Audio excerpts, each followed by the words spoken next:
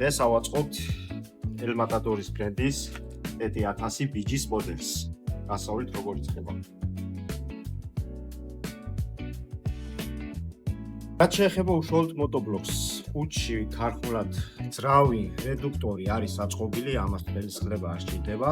არის უბრალოდ რაღაც დეტალები ასაწყობი, რასაც აკირსებს. ეს არის რულის სამაგრი, რომელიც იწყება აი აქ.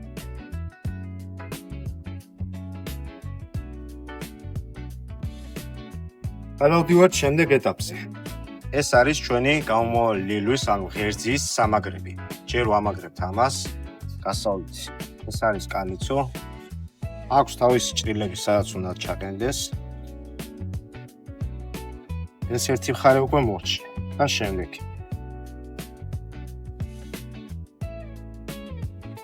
აქეთაც ანალოგიურად დავამაგრეთ და ეს უკვე აღარ მოძრაობს აქეთით. ამ ორ ეტაპს რო გავივლით და დავაყენებთ, შემდეგ ვაწყობთ საბურავებს, დავაყენოთ საბურავი ავის ღერძზე.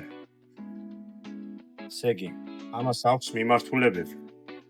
აუცილებელი არის სწორად რო დადგეს საბურავი. ეს ღერძი დავაყენოთ შიგნიდან, ნახეთ.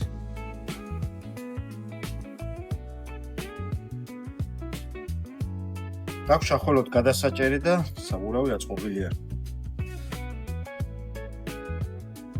საბურავები უნდა იყურებოდეს მიმართულებით წინ. ანუ ის საბურავი რომ მოვიტანოთ. პრობლემად დადგება უყურეთ, უბრალოდ მიმართულება იქნება არასწორად. სწორი მიმართულება არის მოტობლოკზე საბურავის აი ასე. პირველი ეტაპი დასრულდა. ჩვენი მოტობლოკი უკვე საბურავებზეა და თავის მდგომარეობაში დას როგორც უნდა იყოს. ახლა გადავდივართ შემდეგ ეტაპზე. ეხლა ვაყენებთ უკვე სახელოს მოტობლოკის. ამას აქვს თავისი ჩასაჯდომი, სწორი არის.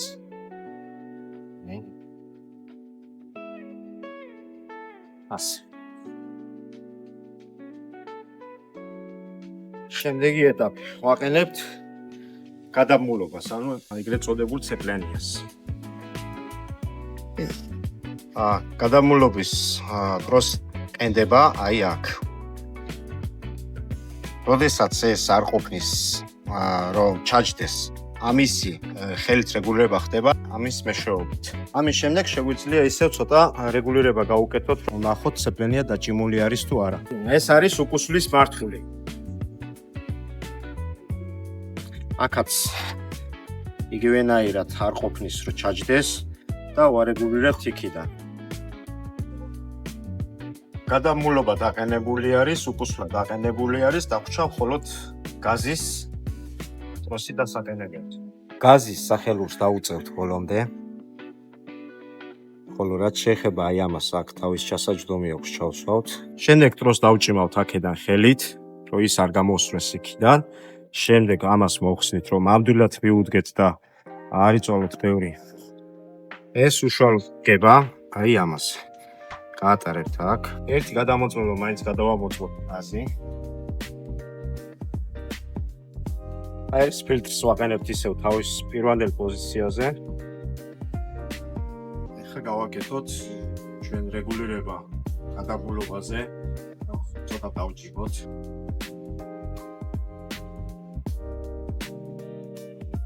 ადრე შევამოწმოთ. ცოტა შეიძლება ამის დაჭიმაც.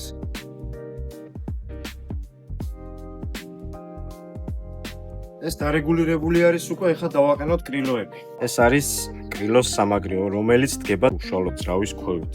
ეს არის კრილოს სამაგრის განკუთვნილი ფეხი. მეორე მხარესაც ანალოგიურად ასეთი ფეხი აქვს და სამაგრი. ეს უკვე მყარად არის.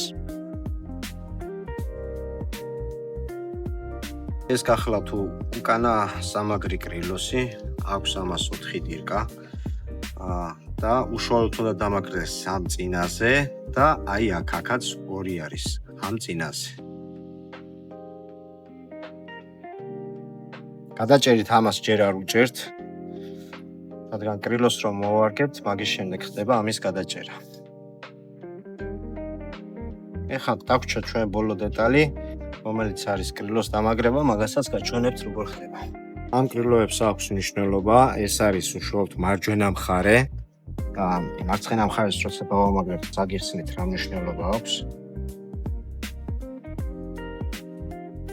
გაჩვენებთ რა მნიშვნელობა აქვს ამ მეორე კრილოს, ის უკვე დამაგრებული არის, ეხლა ეს დავამაგრებ. აქეთ აქვს ჭრილი. ეს ჭრილი არის გაკუთვნილი აი ამ ტროსებისთვის, რომ ხელი არ შეუშალოს ფუნქციონირებას. ორივე კრილო მორგებული არის, დაგვრჩა მხოლოდ გადაჭერა.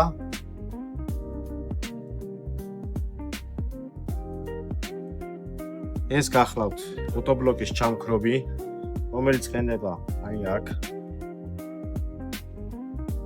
ეს სამაგრებით რა თქმა უნდა.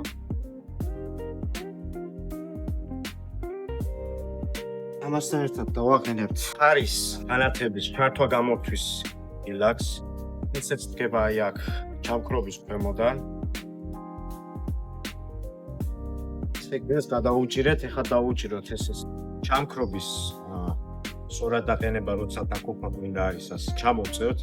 აი ეს არის ფიქსატორი ამ ჩამქრობის ფეხი. გადმოწევთ, დაამაგრებთ, ხელს გაუშვებთ, ეს ზევით აღარ მიდის. ამ შემთხვევაში დაგვრჩავთ, ხოლო როცა ჩაქრობა გინდათ ფოტობლოკის, გაუშვებთ ეს ფეხი ფიქსატორი თავისით უკან მოდის და ხელს გაუშვებთ ჩაქრება მოტობლოკი. შემდეგ ვაყენებთ ლომს სწორად. ეს არის მოხმის დროსაც სწორი ფორმით, უბრალოდ რეგულირება ხდება აქედან. და სიღრმეზეც გინდათ ჩაუშვებთ და დაამაგრებთ. რაც შეეხება ეს ბოლტები რისთვის არის საჭირო.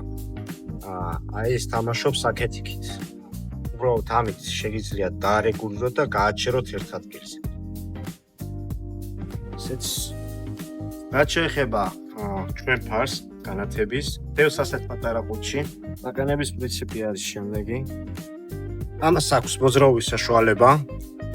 ეს არის უკვე ჩვენი განათების კაპელები და ამას გასწავლით როგორ უნდა შევაერთოთ სწორად. მეორე არის, როგორც გითხარით, ფარის ჩართვა გამორთვის ილაკი. და გაჩვენებთ შეერთების პრინციპს. აქ გვაქვს ორი წვერი.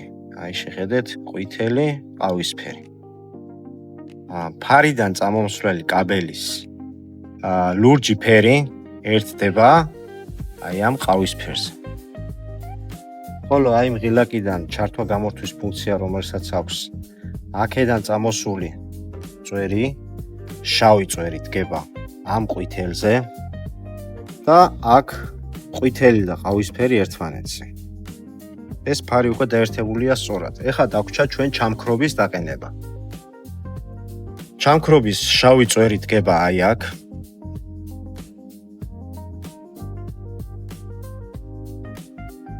ხოლო რაც შეეხება ამ ყვითელს, ეს არის მასა. ნებისმიერ ადგილას შეგიძლიათ დააყენოთ, მე პირადად აქ ვაყენებ. კაბელები შეერთებული არის. ამით მორჩენილია განათების და ჩაქრობის ფუნქციის სწორად დაყენება.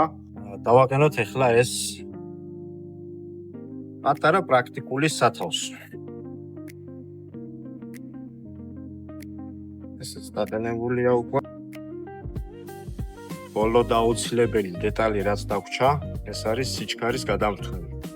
რასაც გაჩვენებთ როგორ ხდება. ეხლა ვაყენებთ სიჩქარის გადამფრენი ჩაქს, გადის აქ და ვაყენებთ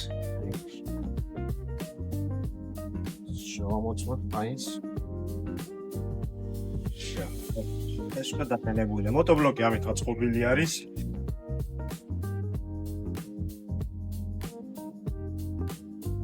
ეხლა აგიხსნით ძრავში რომელი ზეთი ისმება, ძრავში ისმება 1040, ვინაიდან ეს არის შვიდცხენისალიანი, აქ მიდის 700 გრამი ზეთი.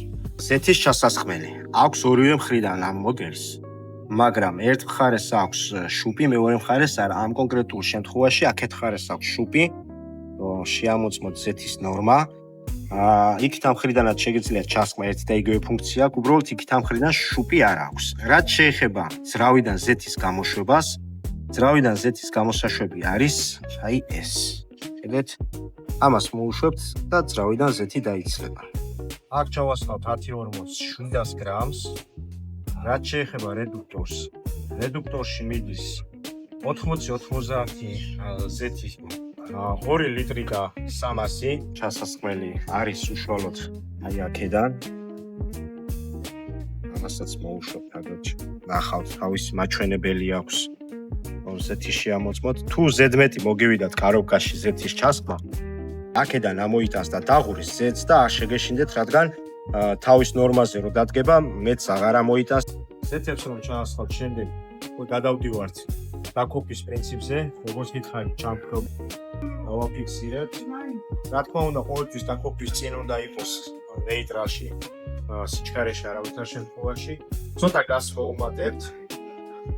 აქვს აქ 2 კრანი, ეს არის ქვედა შავი ბენზინის, რომელიც ძრავისკენ იყურება, არის ღია მდგომარეობაში, აქეთ დაგებია. გახსნით, ეს ზედა არის აცოსი, რომელიც დაქოქვაში ეხმარება. გამოცემთ ამას, დაქოქავთ და დაქოქვის შემდეგ აუცილებელია, რომ ეს ვიწიოთ, არ უნდა დატოვოთ აქეთ, რადგან არასწორად მუშაობს მოტობლოკი, აბაროტს არ აიღებს და ვერ იმუშავებს, დაასვენებს სვეჩს და ჩაქრება. ხოლო დაქოქვისთვის გჭირდება. გადმოცემთ, დაქოქავთ, იწიეთ წინ ისე. დაქოქვის შემდეგ ცეპლენია ჩააგდეთ სუფთარეში, პირველში რა თქმა უნდა, მეორეში რომელშიც დაგნებავთ, აუშვებთ ხელს, დაიწყებს სიარულს, გაჩერებით ცეპლენიას მოუჯერთ, ამოიღებთ სიჩქარიდან, აუშვებთ, გაჩერდება. რაც შეეხება ზადს, ზადნი არის შემდეგნაირად. ცეპლენია, აქეთ მეორე მხარეს სახელური მოუჯერთ და ცეპლენიას გაუშვით ნელ-ნელა ხელით. უცებ არ დაუშვათ, რადგან გულის მაღლა ამოთხმა იცის და შეიძლება წაგაქციო. ნელ-ნელა დააწყებინეთ უფუსლა და რომ დააწყებინებთ, შეგიძლიათ თვითონ სულ ხელი გაუშვათ. გაჩერების პრინციპი ამისიც არის შემდეგი. პირველ რიგში ისევ ცეპლენია, დაუშვათ აქეთ რუჭკას ხელს, ამასაც დარჩება ხალასტოიში. აღარ არის სიჩქარეში და შეგიძლიათ გააჩეროთ ასე. რაც შეეხება უშუალოდ აპკატკას, როცა პირველად ქოქავთ.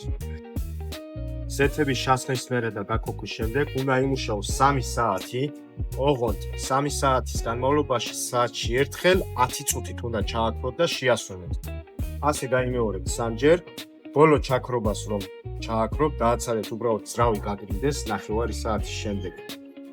გამოუშვებთ მხოლოდ ძრავიდან ზეთს და ჩაასხავთ ახალს. ახალ ზეთს რომ ჩაასხავთ, მაგის შემდეგ შეგიძლიათ უკვე გამოიყენოთ თქვენ როგორც გინდათ ყველანაირი მიზნობიობისთვის. უბრალოდ უშუალოდ აპკატკის დროს რეკომენდირებული არ არის სიარული, უბრალოდ ადგილზე უნდა იდგეს და იმუშაოს დაბალ აბარატზე. რაც შეეხება აპკატკის მერე ზეთის შეცვლის შემდეგ, პირველი 10 საათის შემდეგ უკვე როცა შეგიძლიათ თქვენ ამუშაოთ, 10 საათის შემდეგ ხდება ძრავში პირველი ზეთის შეცვლა და მაგის მერე რომ შეცვლით 10 საათიანი მუშაობის შემდეგ, ყოველი მომდევნო შეცვლა უნდა შეცვალოთ 20-25 საათი რომ იმუშავებს მოტობლოკი.